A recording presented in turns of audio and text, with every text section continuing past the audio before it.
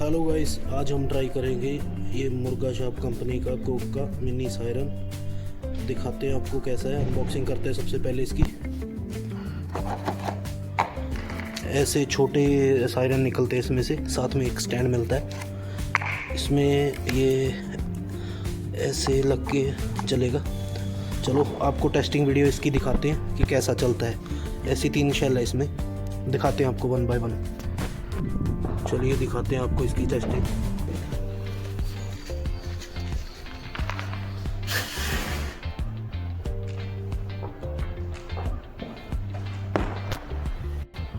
ये तो ख़राब निकला, दूसरा ट्राई करते हैं।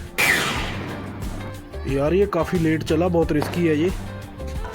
दूसरा देखते हैं कब चलता है।